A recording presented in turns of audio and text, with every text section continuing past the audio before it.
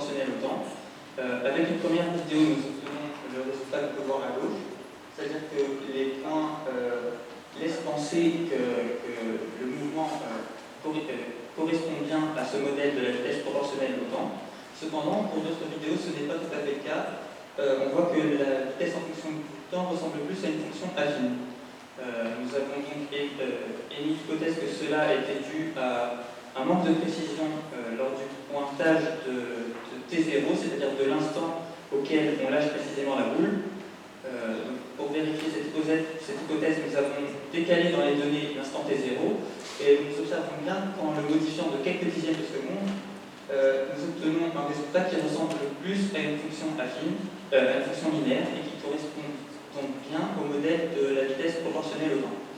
Donc nous avons répété ces manipulations sur les données obtenues pour chaque vidéo et à chaque fois nous observons bien que la vitesse semble être proportionnelle au temps. Ces données nous permettent également d'observer que la masse a une influence négligeable sur la vitesse de la boule, tandis que plus l'angle est élevé, plus la vitesse augmente. Par la suite, nous avons décidé d'étudier un second modèle en cherchant à savoir si nos expériences concordaient avec la théorie de Newton qui stipule que le double de la distance parcourue par la boule divisé par le carré du temps multiplié par le sinus de l'angle de la planche serait constant et environ égal à 7. Nous avons donc effectué ces calculs avec les données pour observer que pour certaines vidéos cela concordait bien.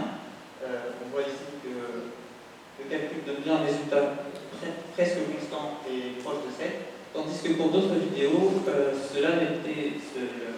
les observations ne concordaient pas du tout avec la théorie, comme on peut le voir sur le graphique de droite. Nous avons ensuite reproduit ce calcul pour chaque vidéo, pour chaque angle, pour chaque masse de boule, et on peut voir que dans l'ensemble, les résultats sont plutôt satisfaisants.